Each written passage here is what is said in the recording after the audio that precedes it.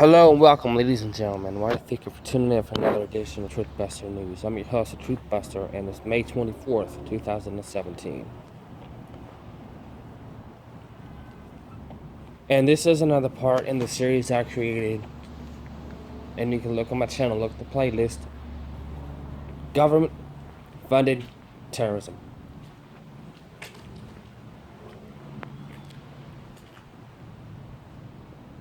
With all the events that have played out for centuries in terrorism of one form or another. How is all funded by a government of sort? And still to this day is continuously funded by governments and their agencies. The US and the rest of the Western governments in the Western hemisphere of the globe.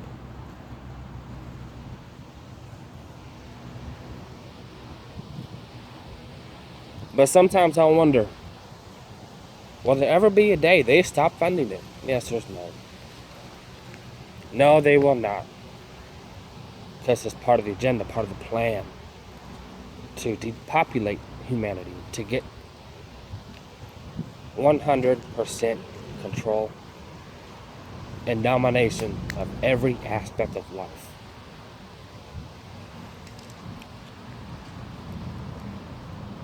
So in relation to that, I have an article from Blacklisted News.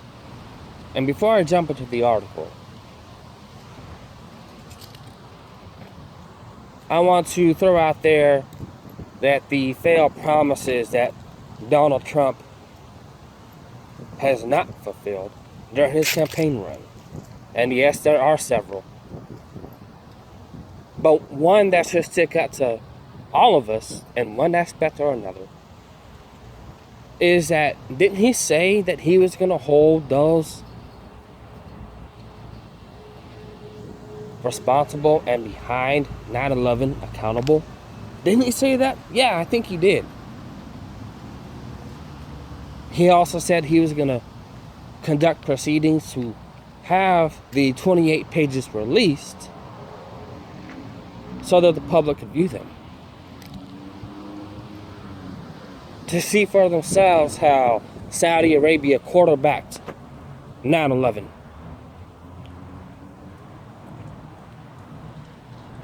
And how they worked in conjunction with the United States government as an inside job to execute the attack. But the article I have with me now from Blacklisted News relates to just that. It's titled, "Trump let Saudis off on 9/11 evidence." And this was published a day ago, on May 23rd, 2017. The source that they got the article from is from Consortium News. Like his predecessors, President Trump made nice with the rich royal families of Saudi Arabia, disturbing, despite damning evidence that they have supported Islamic terrorists, including the 9/11 attackers, notes 9/11 widow, Kristen Breitweiser. And she wrote, President Trump has cut a $110 billion arms deal with the Saudis. As someone's trying to hold the Kingdom of Saudi Arabia accountable for the mass murder of 3,000 on 9/11, of which my husband Ron was an innocent victim. I think President Trump would be up in arms with the Saudis not selling arms to them, especially given the information set forth below. President Trump touches a lighted globe with Egyptian President Abdul Fattah al-Sisi and Saudi King Salman at the opening of Saudi Arabia's Global Center for Combating Extremist Ideology on May 21st, 2017. Many people know the explicit evidence from a 2009 that Saudi Arabia was a critical financial support base for Al-Qaeda, Taliban, yet and other terrorist groups. Just like many know, the more recent and far more damning 2016 revelation that Saudi Arabia continues to provide clandestine financial and logistical support to ISIL and other radical Sunni groups in the Middle East. And anyone who cares about women's rights and human rights should also know about the latest human rights report produced by Rex Tillerson's own State Department that details Saudi Arabia's restrictions on universal rights such as freedom of expression, including on the internet, and the freedoms of assembly, association, and movement, and religion, as well as the country's pervasive gender discrimination. Indeed, according to Wikipedia, the Kingdom of Saudi Arabia is consistently ranked among the worst of the worst in Freedom's House annual survey of political and civil rights, among the 11 last free nations in the world, giving the country a score out of 10 out of 100 on its Freedom Index. Interestingly enough, Iran is ranked better on human rights issues than Saudi Arabia. Iran's Freedom House ranking is 17. But perhaps what many, including President Trump and his advisors, might not know about Saudi Arabia is the information surrounding the capture of an interrogation of Al-Qaeda's Abdul Zubaydah, who currently remains in custody in the Guantanamo Bay prison. I'd like to share some of the information chronicled in Jared Posner's Why America Slept, the Failure to Prevent 9/11.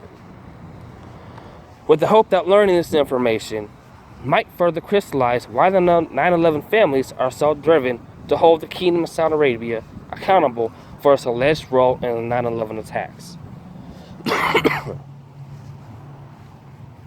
As Posner reported, Abdul Zubaydah was long considered to be a key member of Al-Qaeda's inner circle. He was born in Saudi Arabia in 1971, but grew up in the Palestinian refugee camps in the Gaza Strip. After early involvement with Hamas, he was recruited by Zawal al-Hari's Islamic Jihad, and when al-Zawahiri refused his group with bin Laden's al-Qaeda in 1996, Zubaydah was appointed Chief of Operations. Zubaydah was in charge of the eastern Afghanistan camps responsible for training thousands of Muslim radicals. Bin Laden trusts Zubaydah and put him in charge of the Millennium plot to bomb the Radisson Hotel in Jordan and Los Angeles International Airport on New Year's Day 2000. Zubaydah also received the field commander for the USS Cole attack.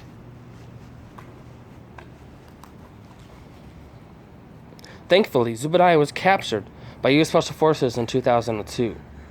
During the capture, Zubaydah was severely injured and required medical care. He was given medical attention and placed on intravenous fluids such as painkillers and sodium pentothal. At the time, U.S. intelligence decided to play a trick on Zubaydah. This trick entailed leading Zubaydah to believe that the U.S. was ready to hand him over to Saudi intelligence officials for further, even more severe interrogation, since Zubaydah wasn't fully cooperating with the U.S. interrogators. The Saudis' reputation for interrogation was rather severe, included extreme torture and sometimes death.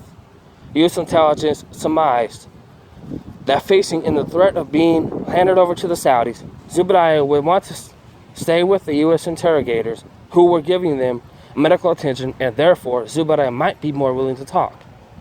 What happens next is what few people know when handed over to the Saudis, who are really just U.S. intelligence agents pretending to be Saudi intelligence. Zubaydah was actually relieved and started demanding to talk to his contact within Saudi intelligence, in addition to several members of the Saudi royal family. According to Posner's account, when confronted with men passing themselves as Saudi security officers, Zubaydah's reaction was not fear, but instead relief. The person who had been reluctant to even confirm his identity to his American captors suddenly started talking animatedly. He was happy to see them. And he said, because he feared the Americans would torture and kill him. Zubaydah asked his interrogators to call a senior member of the ruling Saudi royal family. He then provided the home number and cell phone number from memory. He will tell you what to do, Zubaydah replied.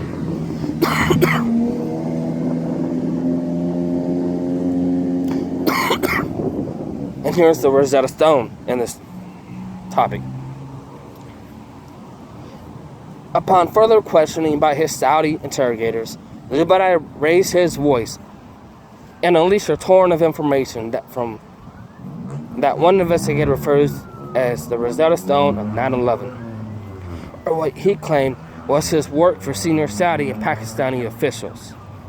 According to Pastor Zubaydah, said he was present in '96 in Pakistan when bin Laden struck a deal with Musaf al-Mir, a high-placed military officer with close ties to some of the most pro-Islamist elements in the Pakistan ISI. It was a relationship that was still active even in 2002 and provided bin Laden and Al-Qaeda protection, arms, and supplies. And that military deal with Al-Qaeda was blessed by the Saudis, claimed Zubaydah. Bin Laden had personally told Zubaydah of the early 1991 meeting he had with Saudi intelligence chief Prince Turki. And again, Zubaydah claimed he was personally present several times when Turki and bin Laden met in Afghanistan and Pakistan during the 90s. According to Zubaydah, he was the Al-Qaeda representative in Kandahar. In the summer of '98, when Prince Turki and the Taliban officials struck a deal in which Turki gave assurances that more Saudi aid would flow to the Taliban, and that the Saudis would never ask for bin Laden's extradition so long as Qatar kept its long-standing promise of directing fundamentalism away from the kingdom.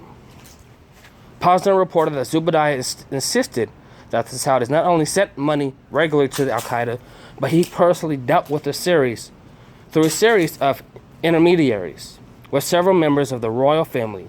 He then gave them more private telephone numbers from memory for businessman and former military pilot Prince Sultan bin Faisal bin Turki al-Assad, another nephew of King Fahd and a friend to Prince Fahd. Also knew a contemporary to his own age and distant relative of King Fahad's 25-year-old Prince Fahd bin Turki bin Saud al-Kubur. The Saudi cover-up shocked to learn this information about the Saudi and Pakistan allies.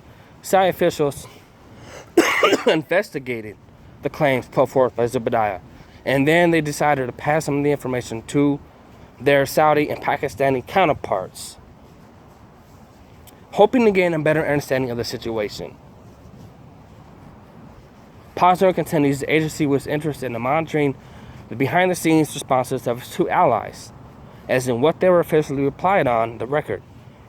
U.S. officials were already frustrated with the lack of Saudi assistance on the hijackers, 15 of whom were citizens of the kingdom. Saudi authorities had released no information about them, and that all of them evaded detection by Saudi internal security forces who maintain massive domestic files had puzzled American officials. Of course, the Saudis denied all the information, secret deals, and connections put forth by Zubaydah. Soon thereafter, interestingly and rather unfortunately, all the individuals named by Zubaydah during his interrogation turned up dead, except, of course, Prince Turki, who was removed from his post as head of Saudi intelligence and named as Saudi ambassador to Britain. Isn't that interesting? Posner reported on July 22, 2002, less than 4 months after Zubaydah's revelations, the Saudis had announced the unexpected death of Prince Ahmad. He was 43. The cause of death was a heart attack, said the official story from the news agency of Saudi Arabia. The following day, the second man named by Zubaydah, 41-year-old Prince Sultan bin Faisal bin Turki al-Assad, was killed in a car accident as he was driving from the resort of Jeddah to Riyadh for the funeral of his cousin, Prince Ahmad. According to the Saudi police, speed was a likely cause of the accident, which did not involve another car. 1 week later, the third person named by Zubaydah, 25-year-old Prince Fahd bin Turki bin Saud al-Kabir, was also found dead. He died while on a trip in the province of Ramira, 55 miles east of Riyadh. The Saudi royal court announced his death, saying the prince, who was traveling during the height of the Saudi summer heat, had died of thirst. Months later, Musaf Al-Mir, the Pakistani loose end named Zubaydah, was killed with several others in a plane crash. Case closed, problem solved. So, you see, before I continue on, the Alphabet Gang CIA, along with their cohorts and connections with Saudi intelligence and the Saudi government, tied up their loose ends, just like they do with every other loose end they want to get rid of, even their own agents here in the U.S. So, a distracted America. Unfortunately, in the time that Zubaydah information intentionally became public in the fall of 2003, the U.S. wasn't a nation with a president preoccupied with the war in Iraq. Neither the Bush administration nor the American public had paid proper attention to the Zubaydah information and or the alleged Saudi role in the 9/11 attacks. Since that time, obvious questions raised by the Zubaydah information have yet to be properly answered and or publicly investigated. All the while, Abdul Zubaydah remains in custody and at least somewhat willing to talk to as a prisoner at Gitmo. Similar unanswered questions were raised by another Al-Qaeda member in U.S. custody, Zacharias Moussaoui, who testified about his own collaboration with Saudi officials. And that's why President Trump should be up in arms, and even perhaps twisting arms, in Saudi Arabia, not selling them firepower.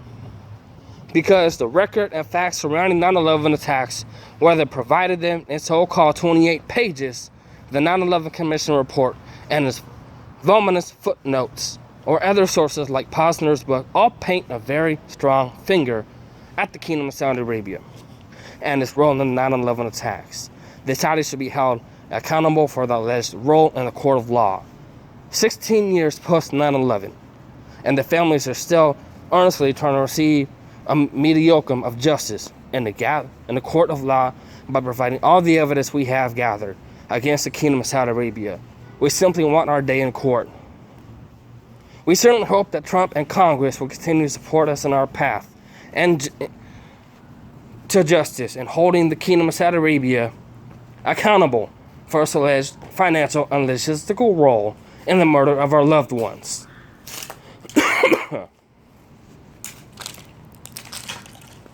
So, with this bombshell information I just reported to you in this brief, is the broad spectrum of how involved they were, along with the CIA. They knew about the whole thing from the get-go. The CIA's agents all over the globe, here in the U.S., at every corner. But yet, our own president wants to sell these scumbags military firepower to strengthen our nation. Bullshit. Do you really believe that crock of crap? I hope you don't. Please tell me you don't.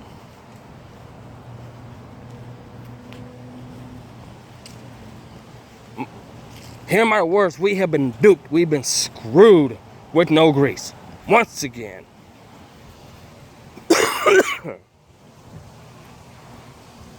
And with the shit that continues to fall out every day, every minute, every hour. Something you have to keep in mind. At the top of your list, be prepared. Get prepared if you haven't done so already. Food, water, protection, firearms, shelter, a plan, communication. Get those things. Clothing, medical supplies. Get them while you can. You don't have to buy it from a prepper store in a building or online. You can find most of the stuff you need almost anywhere. From a sporting goods store, to a department store, to your grocery store, to your dollar store, to wherever you might want to shop to save a buck and get what's needed. And if you don't think it's going to be the best of quality, double up on it. Well, that's all I have. I will continue this aspect in this fashion to bring you more. I want to thank you for tuning in. Survive another day. Prepare. Spend as much time with your family as you can. Enjoy with what time we have. God bless and be safe.